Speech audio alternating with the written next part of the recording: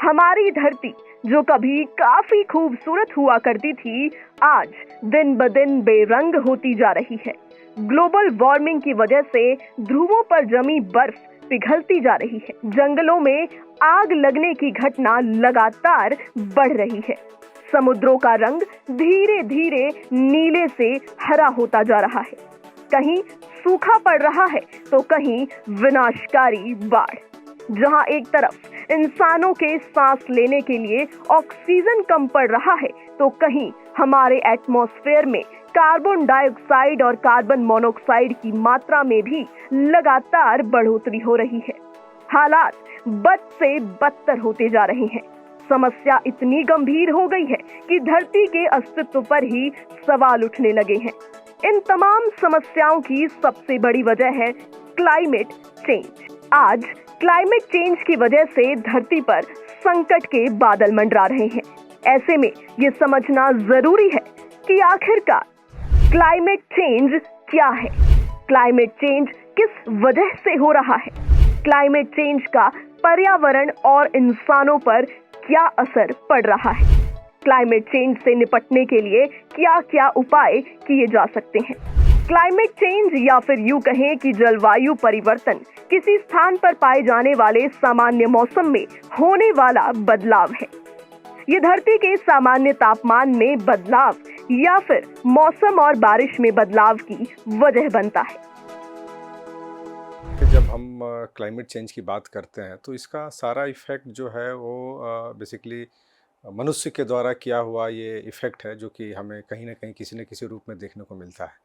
आज पूरा विश्व इस चीज़ से जूझ रहा है, क्योंकि हम सब जानते हैं कि जो नेचर है, नेचर का जब हम बहुत ज़्यादा दोहन करेंगे, उसका ज़्यादा गलत तरीके से उपयोग करेंगे, तो कहीं ना कहीं वो हमारे क्लाइमेट पे उसका प्रभाव पड़ता है। आज जो हम बेमौसम बरसात, गर्मी के समय अचानक से ठंड का पड़ना, ठंड के मौसम का टलते जाना या देर से आना, बारिश में सूखा होना वगैरह देख रहे हैं, ये सब क्लाइमेट चेंज के ही लक्षण हैं।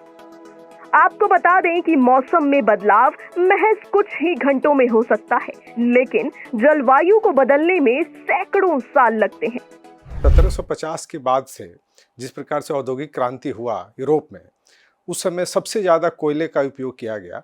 और चूँकि उस समय बेसिकली जो यूरोप था वो कॉलोनियल मास्टर था, और कॉलोनियल मास्टर होने के नाते उसे कच्चा माल मिल जाता था, और जिसके कारण वहाँ औद्योगिक क्रांति हुई और एक तरीके से सबसे ज़्यादा नेचर का एक्सप्लॉयटेशन किया गया।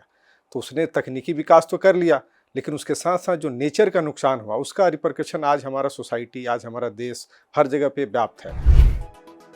पहली औद्योगिक क्रांति के बाद होने वाली मानवीय गतिविधियों ने जलवायु को सबसे ज्यादा प्रभावित किया है। खासकर कोयला, तेल और गैस जैसे जीवाश्म ईंधनों के जलने की वजह से प्रोड्यूस होने वाली गर्म गैसों ने क्लाइमेट चेंज में सबसे ज्यादा योगदान दिया है। क्लाइमेट चेंज हमारी सेहत से जुड़े कई अन्य पहलुओं पर भी असर डालता है। मसलन हवा, पीने का पानी, खाद्य सुरक्षा और सुरक्षित आवास पर भी क्लाइमेट चेंज का असर देखने को मिलता है। क्लाइमेट चेंज की वजह से आज बीमारी और मौत की दर में इजाफा देखने को मिल रहा है।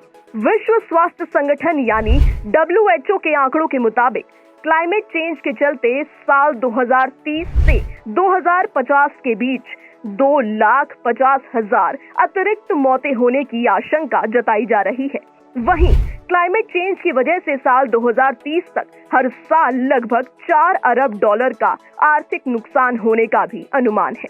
डाउन टू अर्थ की रिपोर्ट कहती है कि क्लाइमेट चेंज की वजह से भारत में हर साल भीषण गर्मी की वजह से तकरीबन 84,000 लोगों की जान जाती है।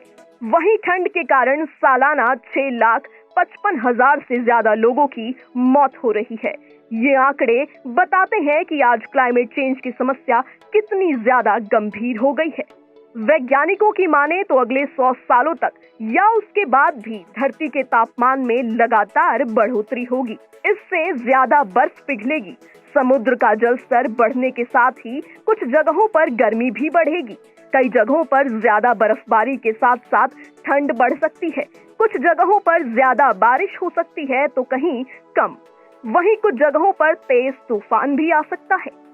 आज विश्व स्तर पर क्लाइमेट चेंज से निपटने के लिए कार्बन उत्सर्जन को कम करने के साथ ही नेट जीरो एमिशन जैसे प्रयास भी किए जा रहे हैं, जिसमें दुनिया भर के 192 देश यूनाइटेड नेशंस क्लाइमेट कन्वेंशन का हिस्सा बने। इनमें से 137 देश नेट जीरो का समर्थन कर रहे हैं।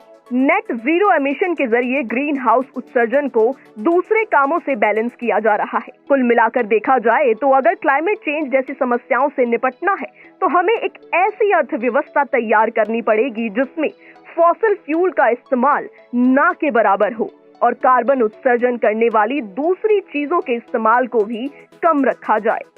सरल शब्दों में अगर किसी देश में कार्बन की एक निश्चित मात्रा का उत्पादन होता है तो उस देश में एक्स्ट्रा कार्बन को एब्जॉर्ब करने के लिए पेड़ों की संख्या में वृद्धि और सोलर एनर्जी के उपयोग जैसे प्रयासों को अपनाने की भी जरूरत है।